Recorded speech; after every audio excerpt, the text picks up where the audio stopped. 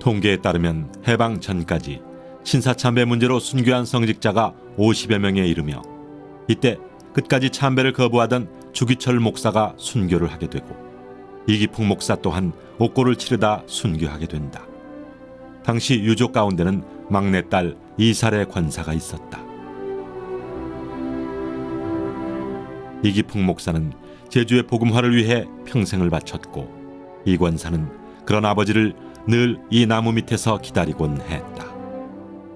이만열 교수님이 이제 제 책의 평가를 잠깐 했는데 아버지의 특징은 섬 제주도와 조그마한 시골 교회 명예와 그 모든 세상을 다 권리와 이런 걸 버리고 오직 하나님 영광 위해서 제주도를 사랑하고 조그마한 시골 여수남녀 의왕리까지 전도한 그 사실이 높이 평가한다 뭐 그렇게 말씀하시는 걸 들었는데 아버지가 지극히 제주도를 사랑하셨습니다. 이기풍 목사는 제주도에서 첫 번째 선교를 시작했으며 순교로서 마지막을 매듭지었다. 이로써 일제시대와 초기 제주도 선교 역사의 한 장은 막을 내리게 됐다.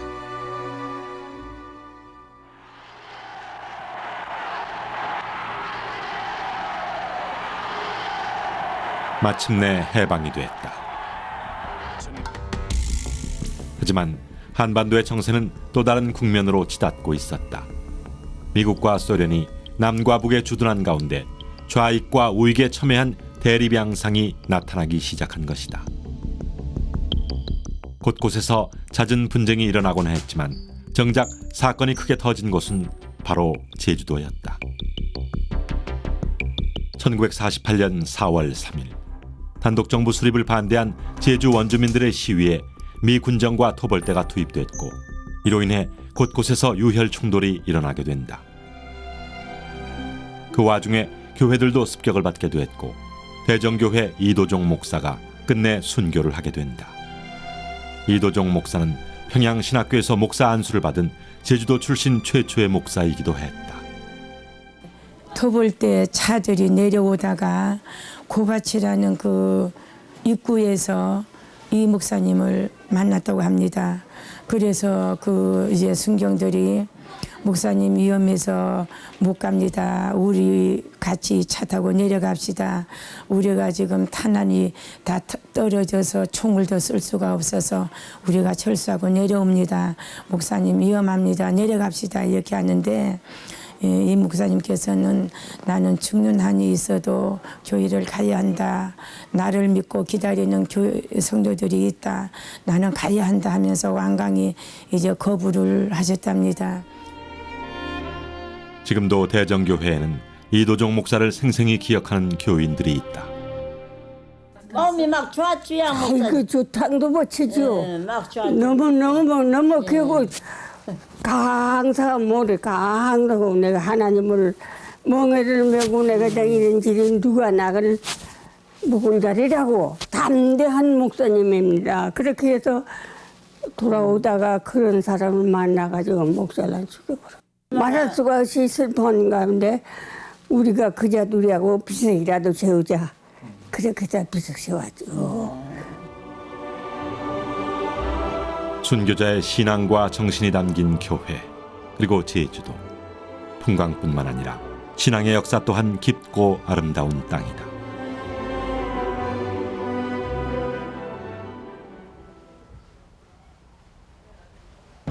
북한 공산군은 38도선 전역에서 일제히 1950년 남과 북이 대치한 가운데 6.25 전쟁이 일어났다. 피난민 행렬은 끝이 보이지 않게 이어졌고 그들의 행렬은 부산과 경남 그리고 배를 타고 제주도에까지 이어지게 됐다. 제주에 예기치 못한 변화의 기회가 찾아왔다.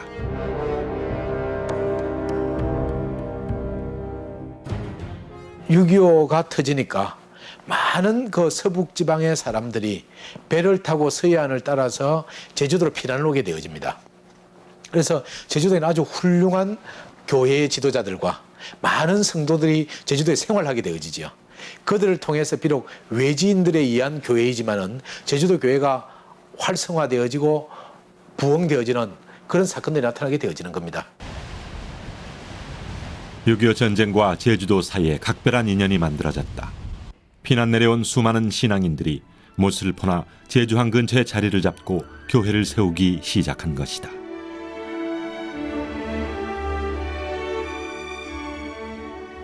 강병대 교회는 1951년도에 이곳 제주 모슬포에 육군 제1훈련소가 들어서면서 다음 해인 1952년도에 당시 훈련소장이셨던 장도영님의 협조 아래 장병 정신교육 목적으로 세워진 곳이 이곳 강병대 교회입니다.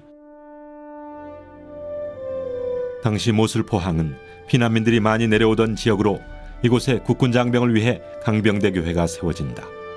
군인과 민간인들이 이곳에서 같이 신앙생활을 하며 군인들을 위로하고 피난 생활의 고단함을 함께 나누던 기도의 처소이기도 했다.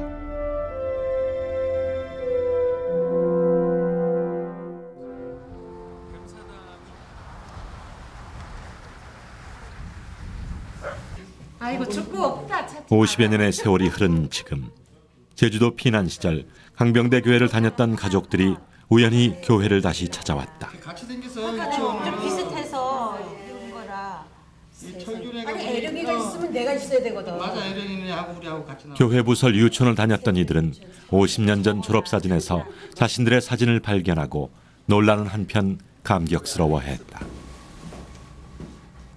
어떻게 여기 사진이 있어요? 글쎄요, 부모님들이 피난 오셔갖고 이 교회를 나올 적에 저도 유치원에 다닌 것 같아요. 근데 오늘 보니까 제가 여기 사진이 있어서 너무 감회스럽네요.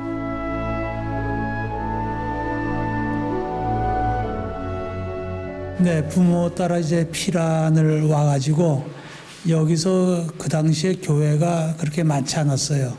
근데 하필 그 피난민들이 같이 모여서 살면서 이 교회가 이제 피난민 교회라 그래가지고 어려서부터 이제 이 교회를 나오기 시작했죠. 피난민 교회가 곳곳에 세워졌고 교회에 나오는 이들의 기도는 더욱 뜨거워져 갔다. 그때 이제 그 피난민 교회라고 소문날 정도로 있는데 가보니까 그냥 그 새벽 기도가 제가 고등학교 2년 새벽에 다녔거든요. 얼마나 뜨겁게 기도의 그 불길이 타올랐는데 그 고등학생들도 새벽기도 많이 나왔어요. 옛날에 오영고등학교 그 마당에 천막 쳐서 공부했는데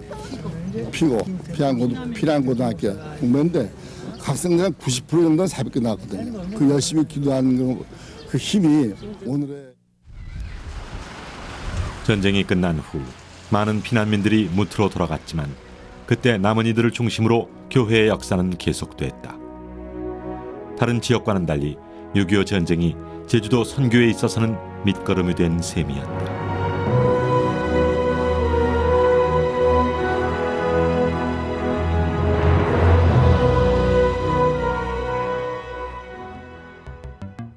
전쟁은 끝났지만 한국교회에 후폭풍이 일어났다.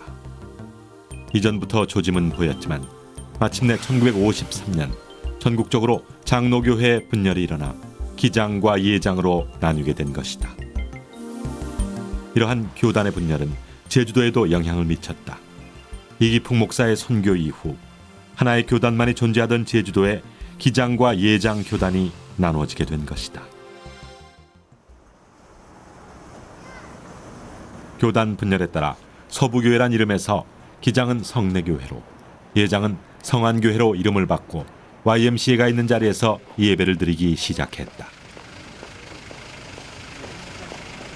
이후 예장 교단의 성안교회는 제주 시내에서 자리를 옮겨 새로운 부흥을 하게 됐고 성전 건축을 위한 노력과 제주 선교 100년을 위한 다양한 사업들을 준비 중에 있다.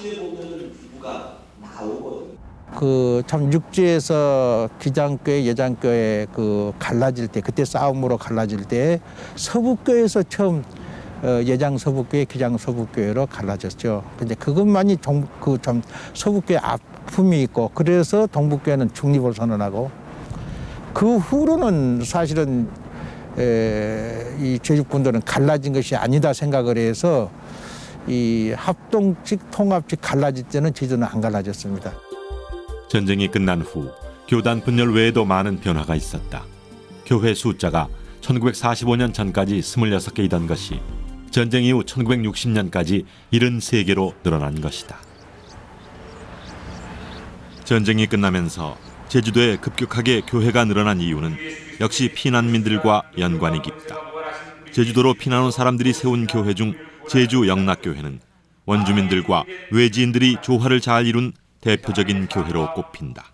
하나님의 은총이 가득한 이 세계, 제주도가 되도록 만물과 정면으로 싸울 수 있습니다. 섬사람 특유의 배타성이 있었지만 신앙 안에서 한 형제와 자매로 헌신하는 모습을 보이고 있다.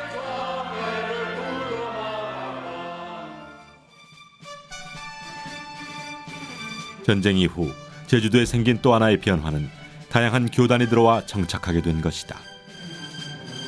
감리교회와 성결교회, 그리고 침례교회와 순복음교회 등 다양한 교단이 정착하게 됐고 지역 단위로 서로 교류하며 활발한 선교 활동을 펼치게 됐다. 이외에도 전쟁을 전후로 해서 제주도 복음화를 위한 노력은 교육과 의료 분야 등에서 다양하게 시도됐었다. 코딩턴 박사가 제주의 기독의원을 세운 것은 물론 라빈선, 라보열 선교사 또한 다양한 선교를 시도했지만 결과는 좋지 못했다. 세브란스 병원이나 전주 예수병원 등 다른 지역에서 성공한 의료 선교의 경우와는 대조적인 결과였다. 한국 선교에서 가장 대표적 모델인 선교사가 상주하는 지역, 다시 말해서 그걸 스테이션 내지는 선교 거점이라고 표현하는데, 그 선교 거점은 트라이앵글 메소드라는 걸 사용합니다. 트라이앵글 메소드는 선교사가 주재하는 지역은 병원을 세우고 학교를 세우고 그 다음에 교회를 세우는 이 삼각구도의 선교 방식을 사용하는데, 불행하게도 제주도는 결국 선교사가 상주하는 지역이 아니었다는 것이죠. 그래서 학교를 세우거나 병원을 세우는 일을 선교부의 지원 내지는 선교부의 하나의 사업으로 진행할 수 없었던 역사적인 이유가 있습니다. 물론 몇몇 그 기독교 독지가들에 의해서 기독교적 정신을 가진 사립 학교들이 설립되기는 했습니다만은 그것은 재정의 문제라든가 지원의 문제라든가 또 확산의 문제에서 상당히 어려움이 있었기 때문에 선교사가 상주에 있지 않은 상황에서 제주의 교육과 의료 분야의 선교는 다른 지역에 비해 열악할 수밖에 없었다. 실제로 지금은 운영되지 않고 이름만 남아있는 교육기관으로 배성중학교와 여자농민복음학교, 제주농민고등성서학원과 장로교 고등성경학교 등이 있었다.